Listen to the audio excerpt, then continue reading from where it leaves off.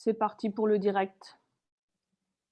Donc, ce soir, nous avons 2 interlocuteurs, Samuel et Éric Fiorilles. Samuel.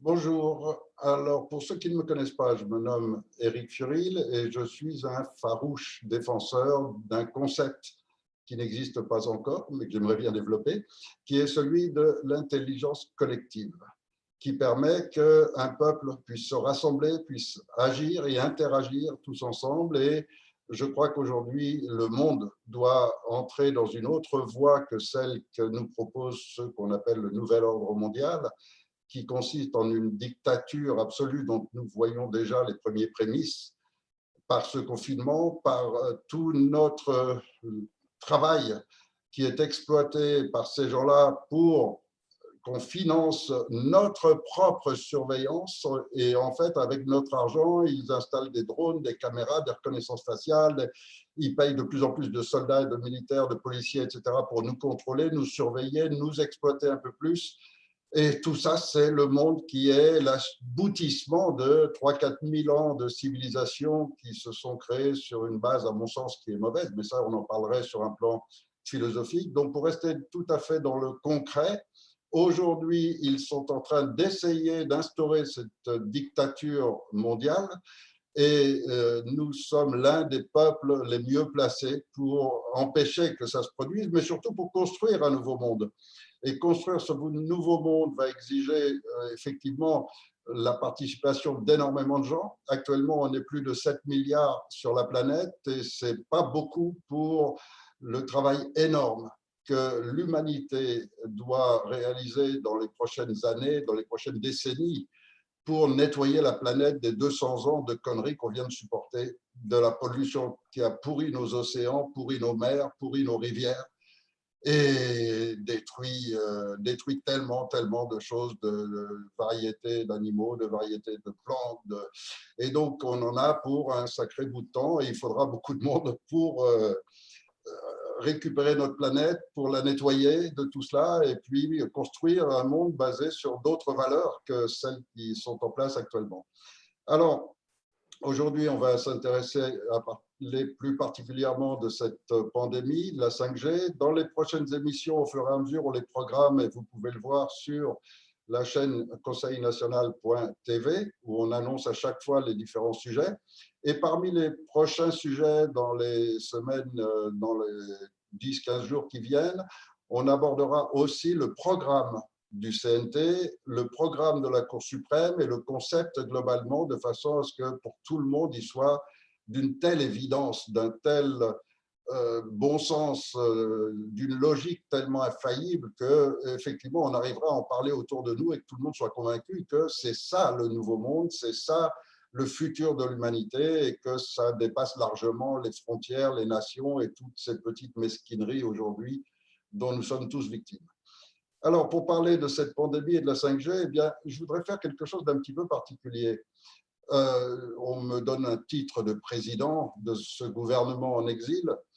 L'avantage principal de ce concept, c'est qu'il est juridiquement parfaitement fondé et surtout qu'il met en place un concept nouveau qui est celui de la Cour suprême, qui est une autorité absolue, qui est la démocratie absolue, comme jamais ça n'a existé dans l'histoire.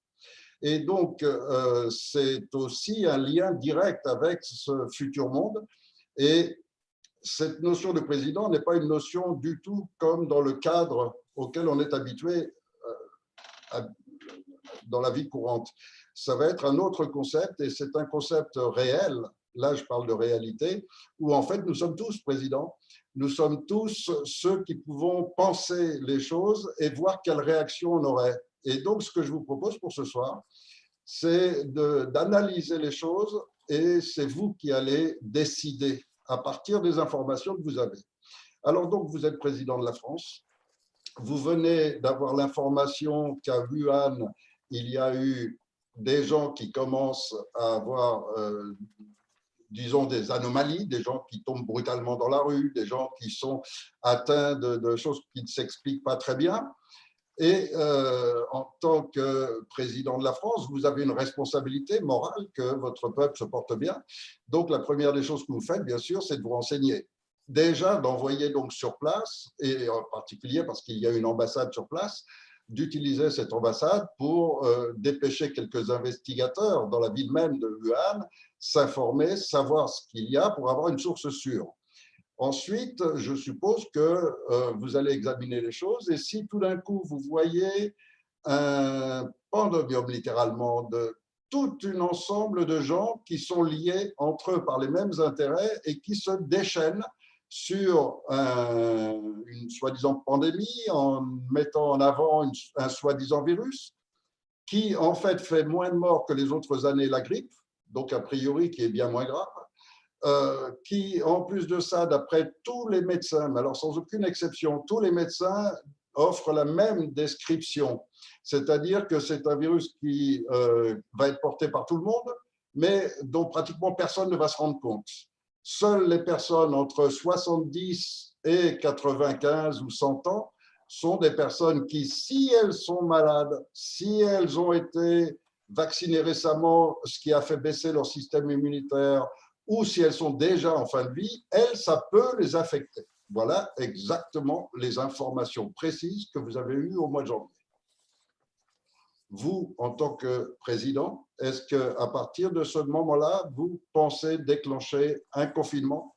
Vous intervenez auprès des conseils de l'ordre des médecins pour que si un médecin affirme que c'est une maladie bénigne et qu'avec un simple médicament comme l'hexochloroquine et un antibiotique qui va avec, c'est réglé en 24 ou 48 heures, est-ce que vous seriez logiquement motivé à confiner toute une population, sachant que vous allez provoquer plusieurs centaines de milliards d'euros de pertes dans un pays qui est déjà en perte économique, qui est déjà en souffrance, que vous allez mettre plusieurs centaines de milliers de personnes au chômage par votre décision?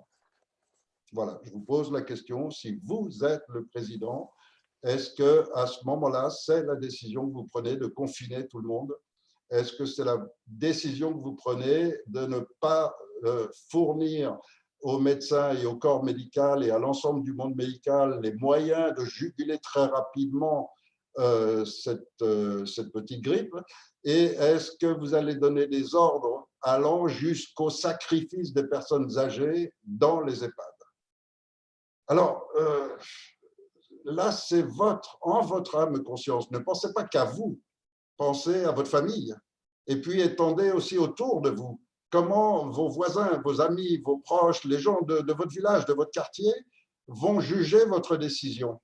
Est-ce que vous allez sortir dans la rue très fièrement en disant « j'ai pris une bonne décision qui est utile pour le bonheur de tout le monde, qui assure que nos enfants vont continuer à vivre bien, etc. » En confinant tout le monde, est-ce que vous en seriez fier? C'est la question première. La deuxième question, c'est la maladie elle-même. Est-ce que vos enfants ayant 8, 10, 15, 20, 30 ou 40 ans, lorsque le corps médical dans son ensemble vous dit que cette maladie ne peut pas toucher d'autres personnes que celles qui sont déjà extrêmement malades, parmi des gens qui ont moins de 70 ans, et c'est assez rare, la preuve c'est qu'il y en a extrêmement peu, est-ce que ça vous semble utile à ce moment-là d'empêcher vos enfants d'aller à l'école, d'empêcher votre compagnon peut-être d'aller ouvrir son commerce, etc., sachant que ça va provoquer des dégâts au niveau de la famille, au niveau de vos moyens le mois suivant, puisque vous n'aurez pas eu de ressources ce mois-ci, etc. Et est-ce que vous iriez jusqu'à menacer de prison vos voisins, ou d'amende et puis de prison, parce qu'il y a même des gens qui ont été enfermés parce qu'ils sont sortis plusieurs fois, ils ont refusé ce confinement. Est-ce que vous mettriez en place toute une machine complète de répression vis-à-vis des gens qui ne vous écoutent pas? Est-ce que vous leur interdisez tout droit à leur liberté, à leur décision, à leur choix? Est-ce que vous leur retirez tout cela pour être vous seul le tyran qui décide? Est-ce que vous pensez que c'est une attitude normale de la part de quelqu'un qui, normalement, est là pour défendre son peuple?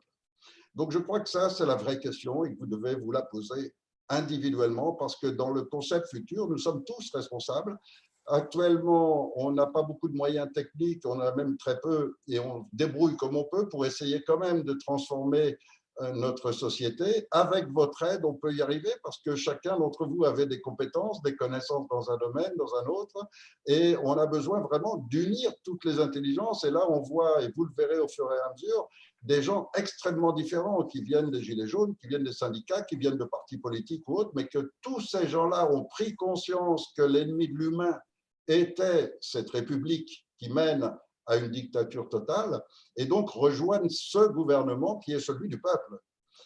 Alors voilà ce que je voulais dire un petit peu en présentation. Maintenant, ce que je voudrais surtout, c'est que vous ayez de vraies informations. Alors, on a un groupe de gens qui s'est organisé pour faire des fouilles, des recherches, qui passent ces journées entières pour remonter toutes les sources et pour obtenir des informations vraiment sérieuses, vraiment sûres, vraiment complètement avérées. Et ces gens sont dirigés par un monsieur qui a en plus l'avantage de parler pas mal de langues couramment et donc de pouvoir accéder dans différentes langues, mais en même temps gérer tous ceux de son équipe, soit pour diffuser dans les autres pays, soit aussi pour récolter les informations.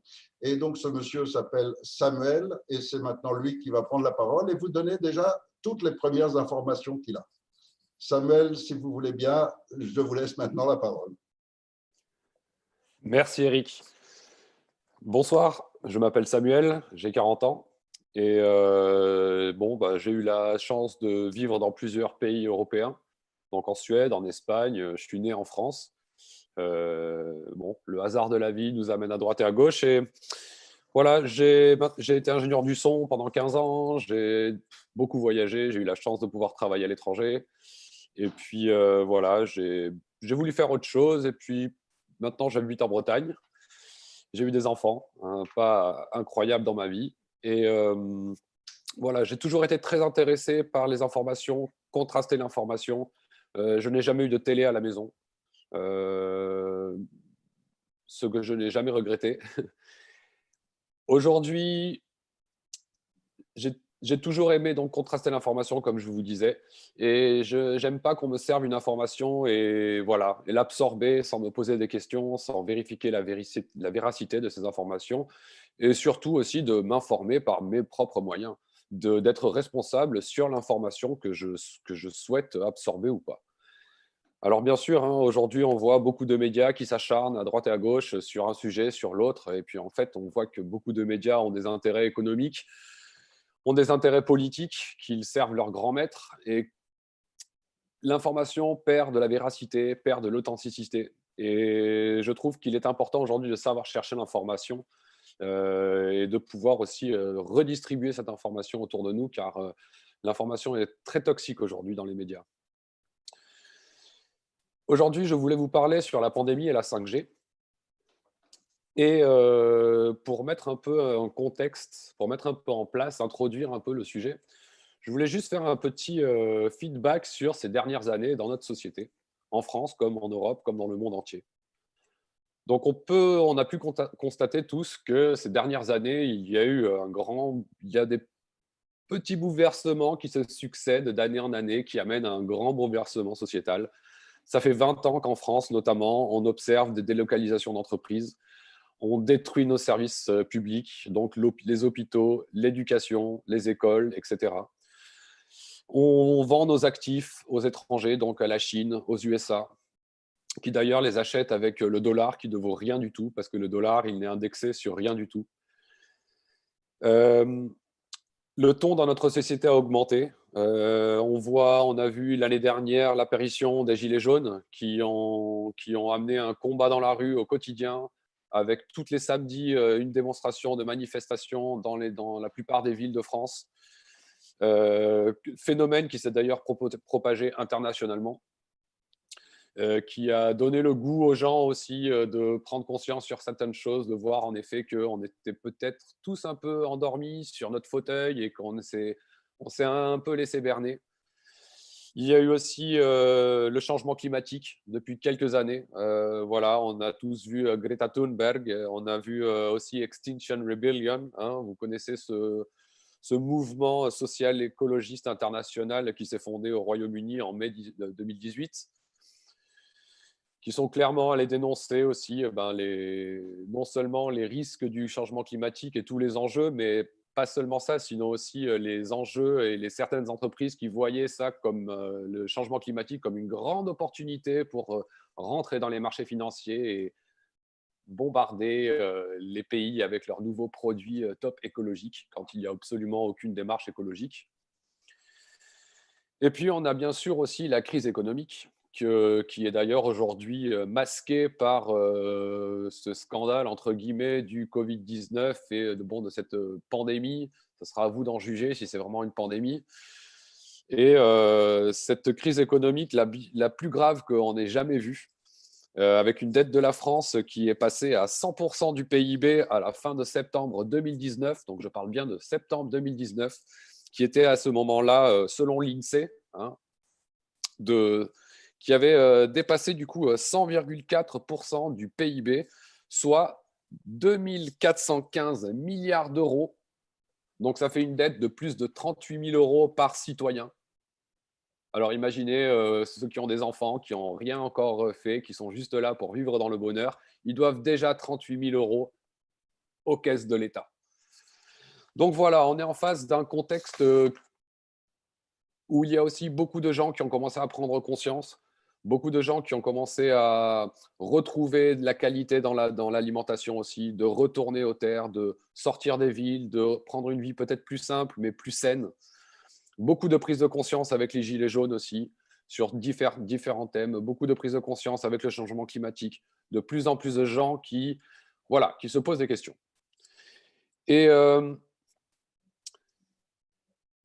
Et aujourd'hui, on est arrivé donc comme si le gouvernement avait un peu perdu le prise sur les derniers événements. Il faut dire qu'ils ont beau avoir essayé d'opprimer le mouvement des Gilets jaunes, les gens ils continuent à sortir dans la rue. Hein. Et du coup, tout d'un coup,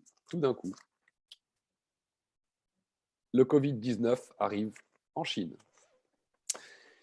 Et là est le thème un peu de mon sujet ce soir, du sujet qu'on partage tous en ce moment. On est tous confinés à la maison. Et voilà. Donc, on va se resituer là à Wuhan, Chine, où ont été détectés les soi-disant premiers cas de corona. Donc, dans les recherches, on a trouvé que les premiers cas avaient été décelés donc à Wuhan dans un marché à ciel ouvert de fruits de mer et de viande et d'animaux. Alors, il faut voir que sur les photos que j'ai reçues, les conditions sont vraiment exécrables au niveau hygiène, au niveau sanitaire. Voilà, les produits sont par terre. Il y a des seaux de peinture rouillés pour couper les poissons, pour préparer les produits. Il y a des poules qui marchent librement dans le marché par terre. Voilà, les conditions sont vraiment négligées au niveau de l'hygiène. Et puis du coup, il y a 200 cas environ, hein, parce que c'est 190 et quelques, de cas qui ont été reportés dans les hôpitaux comme une pneumonie.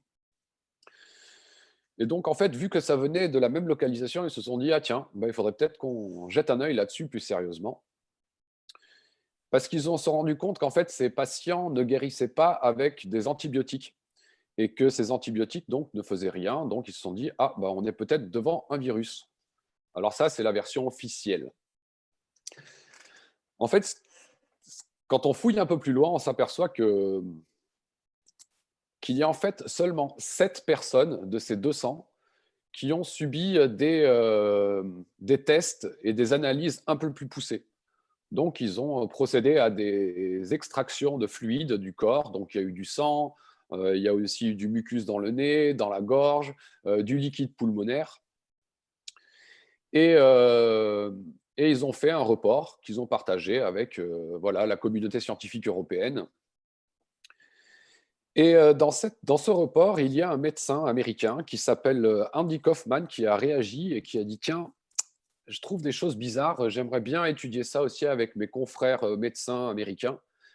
Et on va voir si on arrive à un résultat. Voilà, on va vérifier un peu ces données entre nous. » Et c'est là où ils ont découvert en fait que d'un certain côté, d'un côté, en fait, excusez-moi, il y a eu une grande négligence sur les tests qui ont été réalisés sur les patients. Donc, que 7 patients, hein, que sur 7 cas de 200 ont été analysés.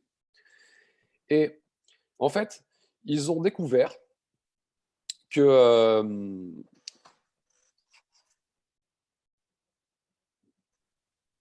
le virus en question, en fait, avait pu être confondu avec des exosomes.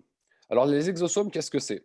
En fait, l'exosome, c'est une petite membrane qui est dans le corps, qui est dans toutes les cellules et qui est sécrétée quand le corps est en stress ou à cause d'une maladie ou bien à cause de l'asthme. Il y a plusieurs points sur lesquels voilà, l'exosome est sécrété par le corps. Et en fait, on se demanderait, quand on regarde les résultats du docteur Andy Kaufman, je vous recommande vraiment de voir cette vidéo sur YouTube, elle n'a pas encore été censurée, où il nous montre que en fait, il y a vraiment quelque chose de bizarre parce que ce qu'on prétend être le Covid ressemble énormément à un exosome. Et donc, et il y a même des éminences dans le domaine médical qui ont affirmé que en fait, ce qu'on prétend appeler le Covid-19, en fait, est un exosome dans tous les termes du sens, quoi. Vraiment que c'est un exosome. Après cette analyse rapide qu'ils ont fait, les Chinois, en fait, ils ont réalisé un test qu'on connaît tous sous le nom de PCR. Et vous pouvez regarder sur Internet, donc aujourd'hui, ça s'appelle RT-PCR Covid-19. Donc, c'est un soi-disant test qui a été inventé pour détecter le Covid-19. En fait, ce qui fait ce test, c'est il fait comme un zoom. Et en fait, lui, il ne cherche pas le virus. Lui, en fait, la seule chose qu'il voit, c'est une séquence de ARN. Donc, ce n'est pas de l'ADN, c'est de l'ARN. Et en fait, le zoom est tellement puissant qu'en amplifiant cette image, on voit aussi toute la saleté, entre guillemets, qui flotte autour. Parce qu'il faut savoir que quand on cherche un virus, c'est comme chercher une aiguille dans une botte de foin. Et en fait, ce test, il teste les séquences de ARN et pas un virus. Il faut savoir aussi que le virus n'a jamais été isolé ou purifié, ce qui permettrait du coup d'avoir un test fait pour le virus avec aussi un test négatif pour savoir la quantité d'erreurs qui peuvent être liées au test, parce qu'il y a toujours des petites erreurs qui se glissent quand on teste comme ça. Mais du coup, à ne pas avoir purifié et identifié le virus et l'avoir séparé, on ne peut pas non plus en extraire son ADN ou son ARN. Donc en fait, si vous voulez, c'est qu'aujourd'hui, on est avec un test qui se utilise massivement sur les gens. Et en fait, ce test, donc, comme je disais, n'a pas été conçu pour tester le virus. Il n'y a pas de standard par rapport à ce test. Je cite toujours le médecin Andy Kaufman. Hein. Attention, hein, ce ne sont pas mes recherches, ce sont les recherches de Andy Kaufman. Le Covid-19, comme je disais, n'a jamais été purifié, visualisé ou séparé. Voilà. Et en fait, la réalité est que les probabilités d'erreur de ce test est de 80%. Ça veut dire qu'on pourrait dire que 80% des gens testés vont donner positif. Parce que nous avons tous du matériel génétique en nous, parce que notre corps, moi je ne suis pas médecin, mais j'ai pu comprendre la recherche de ce docteur, et on a tous des petits du matériel génétique en nous. Et en fait, voilà, ce test n'est pas du tout fait pour ça. Et c'est surtout ça que je veux vraiment mettre un point dessus, c'est que ce n'est pas un test pour tester et pour déceler le virus. C'est un test qui est fait pour tester, pour trouver une séquence de ARN. Donc ça, c'est pour d'un côté. Et tout à l'heure, je parlais de l'exosome. L'exosome, il faut savoir que en fait, il a exactement le diamètre dans la cellule, parce qu'il sort de la cellule. L'exosome, en fait, c'est ça, il va sortir quand le corps est en stress. Donc, il fait 500 nanomillimètres dans la cellule, et le soi-disant Covid-19, il fait 500 nanomillimètres dans la cellule. Le diamètre qu'il fait en dehors de la cellule, quand il sort de la cellule, il fait 100 nanomillimètres. Et c'est pareil pour le Covid-19. Il fait 100 nanomillimètres quand il sort de la cellule. Il contient de l'ARN, et le Covid-19 aussi contient de l'ARN. Et c'est trouvé dans les bronchioalvéolaires. Alors, je ne sais pas comment on dit ça en français. C'est dans le fluide des poumons, en fait. Et le Covid-19 aussi. Vous pouvez voir dans cette vidéo d'Andy Kaufman, si vous jetez un œil, que l'exosome et le soi-disant Covid-19, ils se ressemblent, mais comme deux gouttes d'eau. Donc, on pourrait se demander, est-ce qu'il n'y a pas une erreur et qu'on est en train d'enfermer les gens à cause d'une erreur, ou est-ce qu'il y a vraiment quelque chose qui, derrière, pour que les gens, justement, soient confinés en ce moment parce qu'il se passe des choses, le gouvernement ne veut pas que nous soyons dehors, il préfère cracher l'économie d'un pays, voire mondial, parce qu'il y a quelque chose de gros qui arrive derrière. Ce qu'il faut savoir, c'est que avant tout ça, le 18 octobre 2019, avec la fondation Johns Hopkins aux États-Unis, avec le sponsor de Bill and Melinda Gates, donc, et le Forum économique mondial, ils ont fait un exercice de simulation d'une pandémie au nCoV 2019, effectué par le Johns Hopkins Center for Health Security en octobre 2019, comme je vous ai dit. Et ce qui est bizarre, c'est qu'ils ont vraiment en fait fait un simulacre. Du coup, c'était bien sûr une réunion très opaque. Il faut savoir que aussi que ces exercices de simulation se font depuis l'année 2016. Donc c'est pas ouais, cette année ils l'ont fait et en 2019 ils l'ont fait et maintenant tout de suite c'est sorti. Non, c'est que ça fait longtemps qu'ils font ce genre de simulation. Mais cette simulation là, elle a été plus opaque que toutes les précédentes, parce que les précédentes, on pouvait assister en tant que public, on pouvait demander une invitation, on pouvait suivre l'évolution. Mais cette année, en fait, tout a été fermé. Ils ont juste libéré quelques fichiers de audio et de vidéo, alors bien sûr soigneusement sélectionnés, à la fin de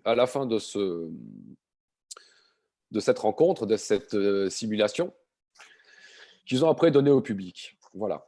Le 31 décembre 2019, la Chine alerte l'OMS de la découverte de plusieurs cas de pneumonie inhabituelle, en sachant que la Chine, au départ, ils ont vachement censuré tous les messages qui parlaient d'infection, de contagion, de pandémie en Chine. Et le 24 et le 25 janvier 2020, au sommet de Davos, sous les auspices de la CEPI, qui est aussi le fruit d'un partenariat entre le Forum économique mondial et la Gates Foundation, donc Melinda et Gates. Il faut savoir aussi que Bill Gates est un des associés le plus puissants de l'OMS. C'est le numéro 2. Et il nomme un chef qui va suivre les ordres de Bill Gates. Bill Gates n'est pas médecin, vous le savez tous. Par contre, il est à fond dans la vaccination. Donc voilà, les responsables chinois annoncent avoir identifié ça. Il y a le 24 et 25 janvier 2020, le sommet de Davos sous les auspices qui fait le bruit d'un partenariat entre le Forum économique mondial et la Gates Foundation, au cours duquel le développement d'un vaccin contre le Covid-2019, ils appelaient nCoV à l'époque, est annoncé 2 semaines après l'annonce du 7 janvier 2020 et à peine une semaine avant la déclaration de l'urgence de santé publique de portée internationale par l'OMS. Alors, c'est quand même très intéressant parce que en Chine, il y a eu énormément de cas. On dit oui, mais les gens, de quoi ils sont morts en Chine? Oui, mais bon, on pourrait dire qu'ils sont morts d'une grippe. Et il y a une relation très intéressante, c'est que l'exosome que je vous disais tout à l'heure, il est sécrété par les cellules, mais aussi quand il est irradié par les ondes électromagnétiques. Et il y a certaines fréquences qui, plus la fréquence est haute, on sait qu'à partir de 2,4 ou 2,5 GHz, ces fréquences-là excitent déjà les molécules d'eau et les font bouger très vite, à 2,4 GHz. Et en fait, la 5G, elle va de 30 GHz à 300 GHz. Et on sait aussi que Elon Musk, donc Elon Musk, hein, l'inventeur de PayPal, Tesla, je ne me rappelle plus, il a son programme de SpaceX, pardon. Le programme de SpaceX, il envoie des satellites autour de la planète par milliers qui sont en train de canarder du 5G à fond à une fréquence de 30 GHz, voire 60, parce qu'ils font des tests en ce moment. Et toutes les infos que j'ai pu récollecter ces dernières semaines étaient intéressantes parce que je trouvais qu'il y avait beaucoup d'activités dans le secteur de la construction d'antennes relais de la 5G et de l'usage du fait d'envoyer des satellites de 5G dans l'espace à basse orbite. Et en fait, il y a eu plusieurs, quand on regarde sur YouTube, même dans les sites internet, dans le deep web, comme on dit, où il y a beaucoup d'informations. Alors oui, le deep web, ça fait peur le deep web, mais il faut dire que le deep web, c'est là où on trouve la meilleure info. Après, il y a des gens qui l'utilisent comme ils veulent, hein. Chacun fait ce qu'il veut avec son outil, avec les outils qu'on a. Et ben en fait, il y a beaucoup de pays où directement, la relation entre le 5G et le Covid-19 est censurée. La ministre de la Communication en Angleterre a interdit tous les sujets sur tous les médias anglais qui relationnent la 5G et le Covid-19, sauf si c'est pour dire qu'il n'y a pas de mal, que c'est pas mauvais pour la santé et que voilà. Ce qu'il faut savoir, c'est qu'il n'y a aucune étude, il n'y a pas eu un seul dollar de versé pour faire une seule étude, je veux dire 0 étude, pour connaître les conséquences de la 5G sur le corps humain. Et vous allez me dire, oui, mais bon, ça va voir quoi avec le Covid-19 Qu'est-ce que. Voilà, les gens de la grippe et tout ça. Mais il faut savoir qu'il y a des médecins qui ont été vraiment alertés dans les villes les plus urbanisées, que en fait, les soi-disant cas de coronavirus, en fait, ce que trouvaient les médecins en ouvrant les corps, en faisant leur autopsie, en fait, ça les choquait parce qu'ils ne s'attendaient pas à voir un résultat qui devait émaner d'une certaine, on va dire, diagnostic. Enfin, voilà, le coronavirus, c'est ça c'est, on va dire, une grippe, une pneumonie, on a ces symptômes-là, mais quand les médecins ont analysé les corps, eh ben, en fait, ils n'avaient pas du tout ça. Et en Chine, il y a eu aussi, et ça c'est d'une source, une amie donc, qui était en Chine, à Wuhan, reporter indépendante, qui a envoyé des photos, des articles, sur aussi bien sûr le fait du grand mensonge aussi de l'État chinois, hein, sur la réalité des morts. Et en fait, il y a beaucoup plus de morts qu'ils ont dit dans les médias. Mais ce n'est pas à cause d'une pandémie. Ce n'est pas à cause d'un coronavirus. C'est parce que la première smart city au monde, celle qui est la plus connectée au réseau en ce moment, c'est Wuhan avec la 5G. C'est la ville qui, aujourd'hui, a la plus grosse connexion 5G du monde. Et le gouvernement chinois a déjà mis en place les systèmes de points de civilité. Donc, on parle vraiment, en fait, je trouve, en mon point de vue, parce que je ne suis ni médecin, je ne suis pas un scientifique, je vous le dis, je fais que relayer de l'information que j'ai trouvée. Je vous encourage vraiment à aller la chercher aussi par vous-même. Donc, Andy Kaufman, grand. Après, il y a aussi un site web qui s'appelle In Proportion To. Et ce site web, en fait, ce qu'il fait, c'est qu'il fait des graphiques sur la mortalité et les causes de mortalité en Europe, en Angleterre, dans tous les pays européens. Et en fait, on dit que la pandémie, oh, tous les morts, c'est affreux et tout ça. Et bien sûr, c'est affreux quand on a des gens proches de nous qui tombent malades ou qui sont morts à cause d'une maladie. C'est épouvantable d'être dans ce conflit-là et dans cette souffrance.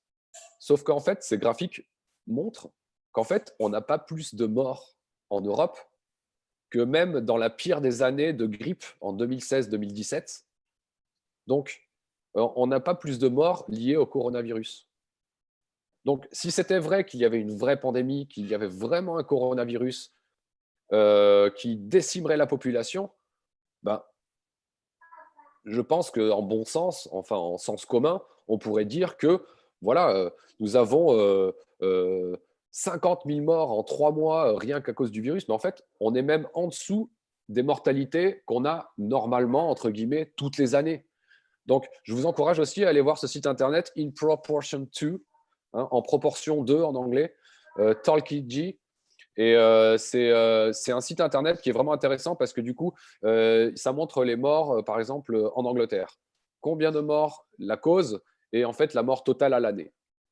Et voilà, et ils ont fait aussi les graphiques pour la France, pour l'Europe et tout ça. Donc c'est très intéressant, un endroit à fouiller et à voir.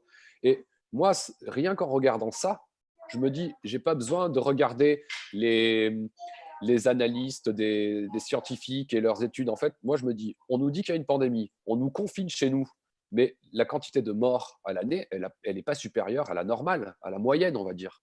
On est même en dessous, dans certains cas, on est en dessous, quoi. Pourtant, notre population mondiale ne cesse de croître. Vous serez d'accord avec moi. Donc, voilà, il y a beaucoup de données en fait qui contredisent, quand on fouille un petit peu, la version officielle que nous versent nos États. Comme le disait Macron l'autre jour, il disait l'immunité collective n'a servi à, ne marche pas. Mais il cite aucun médecin, il cite il cite aucune étude. Il dit ça comme si lui était médecin, mais il en sait peut-être rien lui. Je veux dire, pourquoi est-ce qu'on devrait écouter un mec comme ça? Donc, j'ai du mal à croire tout ce qu'on me sert comme ça je trouve que c'est pas logique. Pourquoi est-ce qu'on confine les gens? Y a-t-il vraiment une pandémie ou c'est simplement une pneumonie, une grippe qui tourne, l'effet du printemps qui arrive? Parce que en Suède, ils ont déjà commencé à déconfiner. Ils n'ont pas du tout appliqué les mêmes lois de confinement qu'en France, ou la même stricteté ou dureté sur le confinement.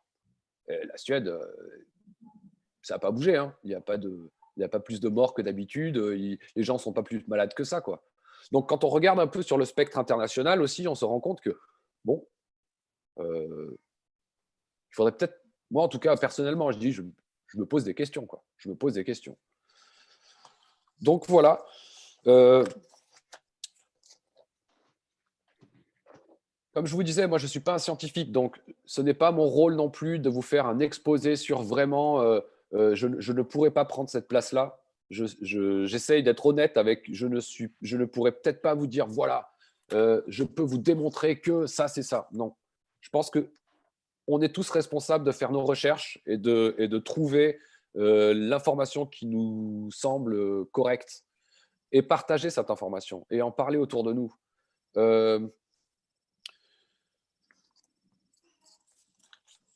La 5G, c'est quelque chose qu'on doit parler. Il y a aussi la vaccination en masse qui est prévue.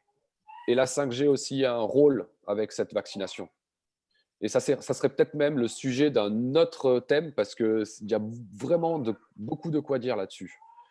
Donc, si vous voulez, je peux enchaîner dessus. Ah, je vous en prie. Si vous avez terminé, hein, sinon, si vous Oui, reprenez après. Je peux reprendre après, tout à fait, oui.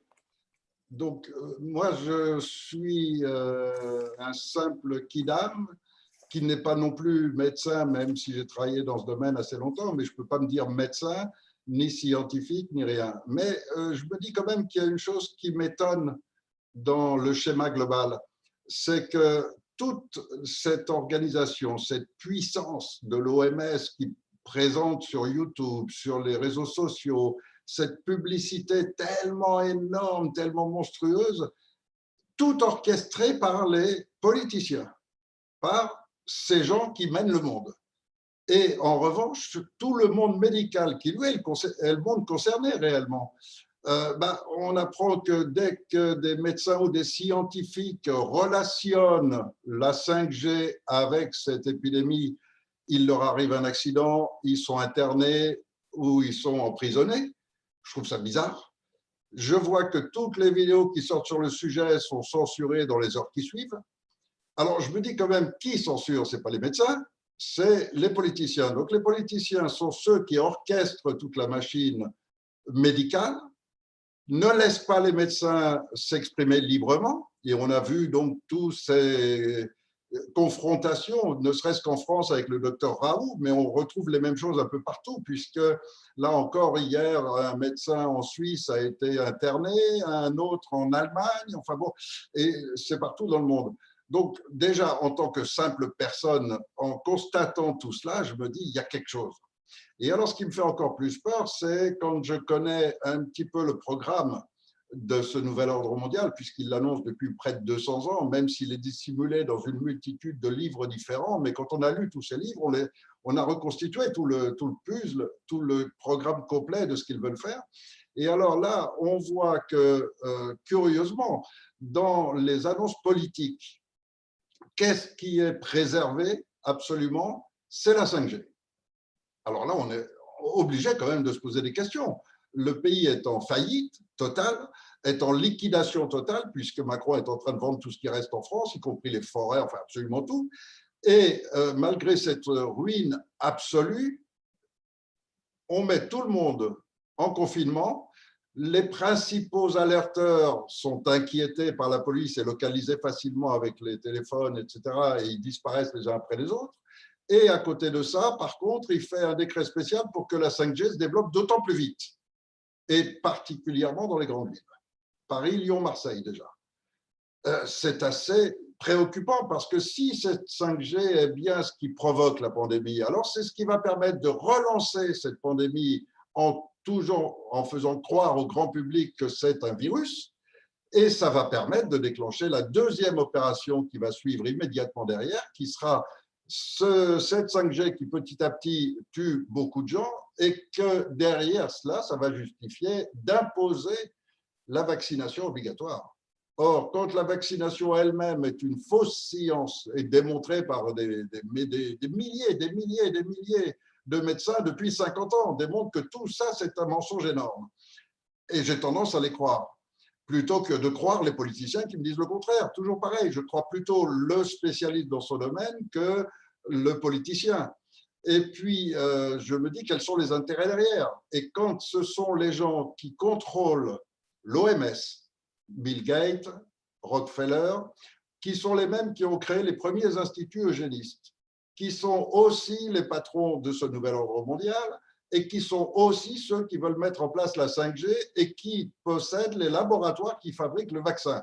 Je commence à m'inquiéter beaucoup, surtout quand je vois que beaucoup de médecins dénoncent les produits mis dans les vaccins, à savoir déjà la quantité de métal qui, naturellement, par cette quantité ajoutée au vaccin, fait que toute la population vaccinée ne pourra jamais atteindre son niveau d'intelligence normal parce que du foie, ça passe au cerveau, et vu les doses qui sont mises dans les vaccins, les jeunes enfants, dès le départ, sont condamnés à ne jamais atteindre leur niveau intellectuel normal. Mais qu'en plus de ça, dans ces vaccins, ils ajoutent du squalène, qui a provoqué que la plupart des soldats de la guerre du Golfe sont aujourd'hui dans les chaises roulantes. Qu'ils ajoutent du nagalase, et que la nagalase est un produit qui bloque le système immunitaire et l'empêche de se déclencher quand il y a quelque chose. Je commence à m'inquiéter très sérieusement et à me dire vraiment pourquoi notre monde. Si on parlait de plomberie, est-ce que j'irais consulter un politicien? Si on parlait d'électricité, d'informatique, de n'importe quoi, est-ce que les politiciens sont ceux qui… Non. Donc en médecine, je trouve que c'est encore plus grave. Et en matière de santé, je m'adresserais plutôt à des médecins, j'écouterais les comités scientifiques, j'écouterais tous ces gens-là.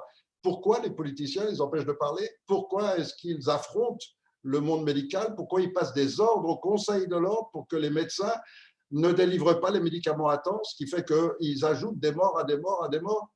Et puis je terminerai sur une dernière réflexion, c'est que si j'analyse maintenant les chiffres des morts, Eh bien, ce coronavirus, il est fabuleux. Grâce à lui, cette année, il n'y a pas eu de grippe, il n'y a plus de cancer, les vieux ne meurent plus. C'est fabuleux. Tout le monde a le coronavirus. Il n'y a plus que ça qui tue. Et même s'il n'y a que ça qui tue, c'est encore moins en nombre de morts globales que les années précédentes. Mais c'est merveilleux. Conservons joyeusement le coronavirus. Je repasse la parole à Samuel. J'ai fait une petite aparté pour lui permettre de reprendre peut-être ses notes et ses esprits. C'est jamais facile de parler assez longtemps. À vous, Samuel. Non, on ne vous entend pas. Hein, il n'y a pas de son.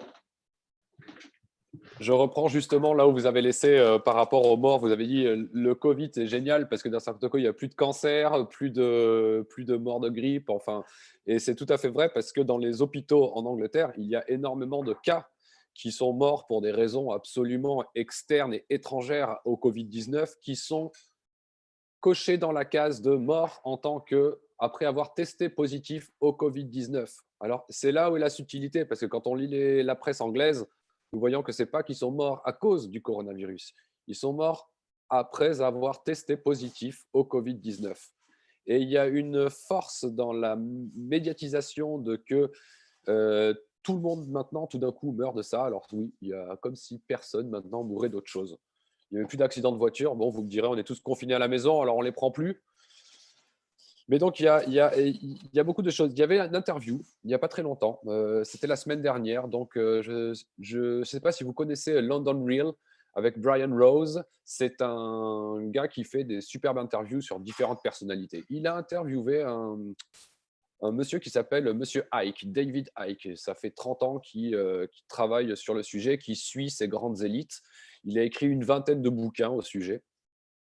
Et c'était une vidéo qui a fait le buzz, qui parlait justement de la relation entre le Covid-19 et la 5G.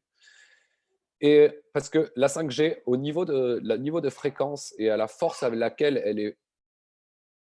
elle est lancée, elle est émise, en fait, provoque des dommages dans nos cellules absolument irréversibles et provoque aussi un manque d'oxygène dans nos poumons. Et ça, vous pouvez aussi vérifier tout de suite. Vous pouvez aller voir les vidéos et trouver les sources. Et il n'y a aucun souci, vous allez être choqué. Vous allez être choqué parce que moi aussi, quand j'ai entendu ça, ça m'a choqué, ça m'a mis une grosse claque. Mais du coup, on se demande si la 5G n'est pas en train d'être mise en place pour contrôler la population mondiale. Parce que il y a eu, comme on a vu dans le regard très cynique du président Macron l'autre jour, quand il a parlé des vaccins. Il n'a pas dit, je ne sais pas si vous avez fait attention à ça, mais il n'a pas dit oui, alors nous avons des grands scientifiques qui sont en train de mettre au point un vaccin et avec la science, nous allons nous en sortir. Non, il a dit et puis il y a le vaccin. Et ça, pour moi, ça veut tout dire. Dans l'interlocution, dans la manière qu'il s'adresse, la gestuelle, ça serait intéressant de voir quelqu'un qui sait bien analyser ce genre de choses. Donc peut-être que ça va être la finalité que si on n'est pas vacciné, on ne pourra plus prendre l'avion, on ne pourra plus sortir de notre pays, on ne pourra plus prendre le train, avec soi-disant qu'on va contagier les autres. Ils ont aussi, et c'est terrible, et ce vaccin, bien sûr, il ne faut pas se leurrer. Hein. Ce vaccin, il ne vient pas avec simplement des métaux lourds et des produits chimiques, il vient aussi avec le RFID, donc Radio Frequency Identity, qui est déjà sur le marché, sur certains produits. On peut déjà même acheter ça pour mettre sur les clés ou pour mettre sur la voiture si jamais on se la fait voler, pour la retrouver avec des apps et tout ça. Hein. Donc, ces micro-transmetteurs, transmisseurs de fréquences radio vont être quelque chose qui va être injecté dans les vaccins. Comment le prouver? Comment le prouver maintenant? Comment on va voir que la vaccination vont contenir ce genre d'appareil, ce genre d'émetteurs de fréquences? Il y a certaines sources qui disent qu'avec la vaccination de l'Ebola, ça avait déjà été en place en Afrique. Alors, il y avait beaucoup de sources qui disaient ouais, mais ça sert à rien parce qu'en Afrique, de toute façon, pourquoi est-ce qu'on veut les repérer et tout ça? Non, mais on est en train de tester sur des gens. C'est atroce, quoi. Même le fait qu'on fasse ça. Voilà, ça, c'est le monde et les gens qui nous gouvernent. Donc, il ne faut pas s'en prendre à Macron parce que ce n'est pas Macron qui décide. Lui, c'est juste une personne, une marionnette des grands qui sont au-dessus de lui. Et quand je dis grand, je veux dire quand même petit parce qu'en fait, C'est 1000 familles qui gouvernent peut-être, qui dominent ce monde. Et on est combien, nous? Donc, il y a des réflexions à avoir. Je vous encourage vraiment d'aller voir la vidéo de l'interview de Brian Rose à David Icke, qui a été bien sûr censurée au bout de quelques heures qu'elle soit publiée sur YouTube. Elle est disponible sur BitChute, si vous trouvez BitChute, car toutes les vidéos qui ont été censurées sur YouTube sont sur BitChute. Il y a aussi une très bonne interview du fils de David Icke à ce docteur Andy Kaufman, qui a aussi été censuré sur YouTube dans la foulée. Donc, voyez-vous, dès qu'on parle de 5G et de coronavirus, c'est censuré. Il y a quelque chose quand même. Parce que si c'était simplement le discours de quelques complotistes et tout ça, on dirait, bon, on les laisse parler, hein, la Terre est plate, oui, mais bon, ça dérange personne, on s'en fout. Non, mais voilà, il y a quelque chose derrière tout ça. Pourquoi est-ce qu'on censure ce sujet-là? Pourquoi la ministre de la Communication britannique a interdit toute relation dans les médias, dans les chaînes? C'est quand même fort. Pourquoi a-t-on brûlé ces antennes 5G en Angleterre? Pourquoi est-ce qu'il y a eu aussi ces manifestations spontanées en Allemagne?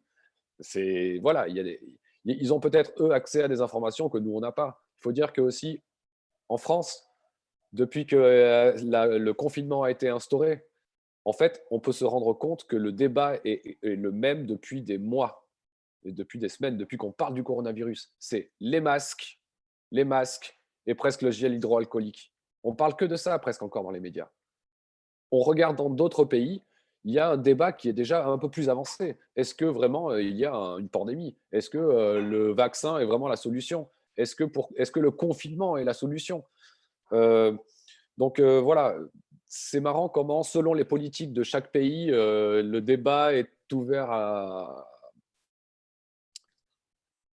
dans un lieu ou l'autre, quoi. Si on parle d'une chose ou si on parle de l'autre. Et ça, c'est vraiment très intéressant.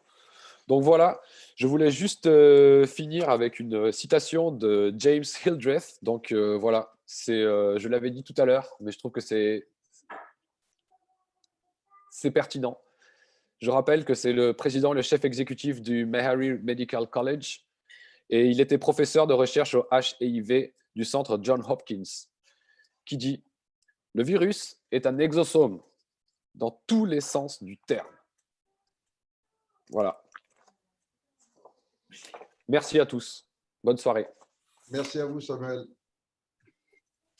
Voilà. Merci de cette intervention importante. Y a-t-il des questions? Oui, il y a des questions. Vous m'entendez, Eric? Oui. Oui. Il y a Jude Judicaël qui nous a dit merci et qui rend hommage à Claire Sévrac. Je pense que voilà, c'était nécessaire de le signaler. Il y a Camille Charon qui nous dit « Beaucoup de gens pensent qu'ils profitent du confinement pour installer la 5G ». Tout à fait, on est d'accord là-dessus. On est d'accord aussi pour saluer le courage et le travail de Claire Sévrac, qui a écrit un ouvrage qui est extrêmement pointu sur justement toutes les manipulations et qui s'intitule « La guerre contre les peuples », ceux qui ne l'ont pas lu. Ça fait partie des ouvrages qu'il faut avoir lus. Et Claire Sévrac est comme nous. Si elle était encore en vie, elle serait avec nous ici sur cet écran. Malheureusement, ce qui doit être quand même très profond chez chacun d'entre vous qui réfléchissez à la situation, c'est la notion de censure. De quel droit est-ce qu'on vous prive d'une information? De quel droit certaines personnes peuvent décider ce que vous avez le droit de savoir ou pas? Est-ce que la connaissance, le savoir, n'est pas universel? Est-ce qu'on n'y a pas tous droit? C'est ça que ça veut dire? Alors, je veux bien considérer la censure, mais pas la même. Je veux bien qu'on censure des films à ne pas voir avant l'âge de 12 ans parce qu'on n'a pas envie d'éduquer nos enfants et de leur mettre sous les yeux des scènes de violence, des scènes de sexe, des scènes qui vont leur faire croire que la société, c'est ça, que le monde futur qui les attend, quand ils vont rentrer dans la société, ce sera un monde de violence, de sexe animal, de tout cela. Alors, curieusement, là, par contre, il n'y a pas de censure. Et au contraire, même, ils en rajoutent. Il y a une multitude de liens qui fait que des mômes de 6-7 ans, maintenant, ils sont sur les sites porno. Là, la censure, elle n'est pas importante. Là, non, il faut les laisser. Mais par contre, quand les gens matures, quand les gens responsables, adultes, je ne comprends pas qu'il puisse y avoir des censures qui leur interdisent d'acquérir les connaissances qu'ils souhaitent, de connaître un petit peu tout ce qui se passe. Et donc, je ne sais pas s'il n'y a pas un défaut dans l'image en ce moment. Je parle et j'ai l'impression que c'est… je ne sais pas si on passe… Bon, c'est pas grave, de toute façon, c'est mon message. Donc, voilà, vous avez de plus en plus cette notion que Samuel vient de mettre en évidence, qui est celle de la responsabilité, qui est celle de votre propre jugement. Et c'est vous qui devez juger si vous croyez plutôt un médecin ou plutôt un politicien. C'est vous qui jugez de la situation globalement à travers tous les éléments vrais que des gens se donnent la peine d'aller chercher, fouiller, passer des heures sur Internet des fois pour trouver ces informations et vous les communiquez. Mais il faut que ça serve. Il faut que ça serve à ce que vous vous forgiez un jugement qui soit le vôtre. Et alors, peut-être est-ce que vous aurez envie de nous rejoindre et de créer un nouveau monde dans lequel il n'y aura plus ces censures, dans lequel il y aura la vérité exposée, dans lequel il n'y aura pas un groupe par derrière qui manipule, qui essaye de monter de la 5G, qui vous sert à quoi? Pourquoi vous voulez de la 5G? À quoi elle vous servira? À rien. Si, pour décharger un film avec 3 secondes de plus rapidement qu'actuellement. Ben, je veux bien m'en passer et continuer à nourrir mes enfants sainement. Donc, je crois que vraiment toute notre société doit être transformée complètement.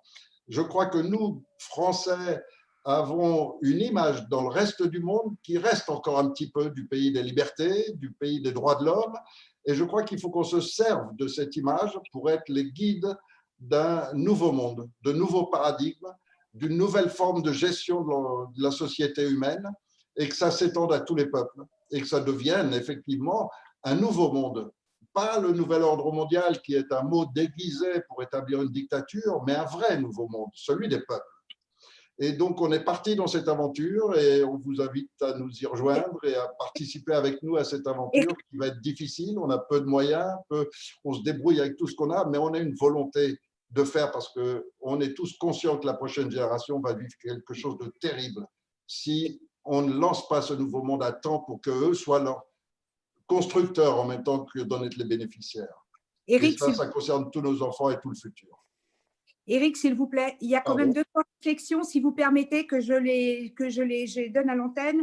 Cédric Servap, qui nous dit combiné au poison de l'agroalimentaire, la 5G est installée partout en Floride, sauf à Palm Beach, résidence de Trump et de Gates.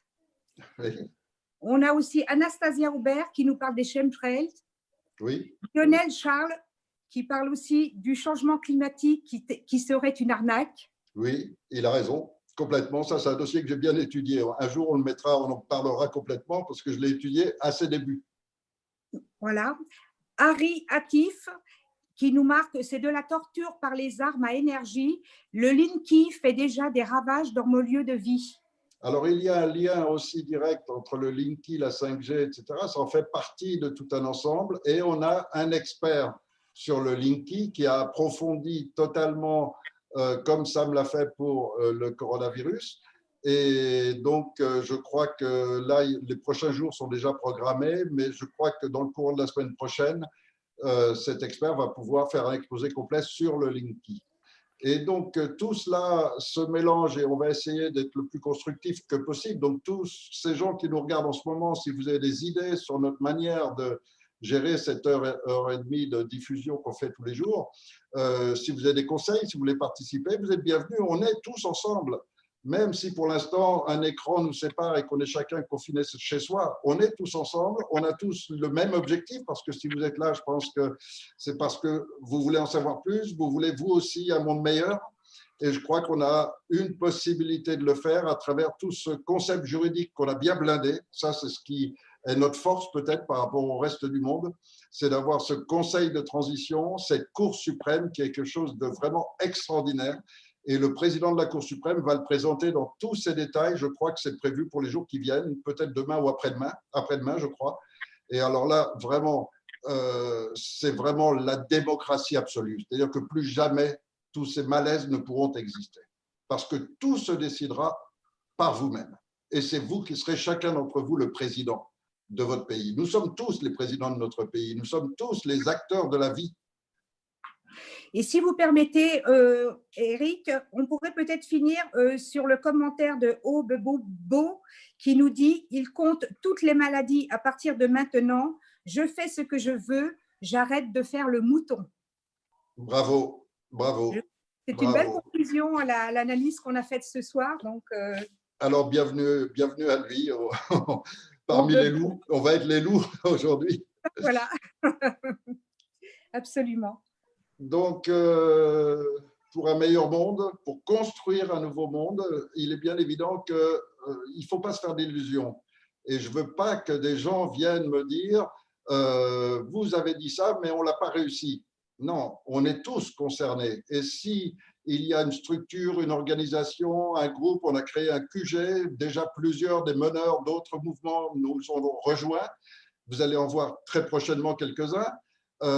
C'est justement parce qu'on veut, tous ces gens veulent sortir du système. Et sortir du système, ça veut dire refuser la République, refuser les élections, la fausse démocratie, etc.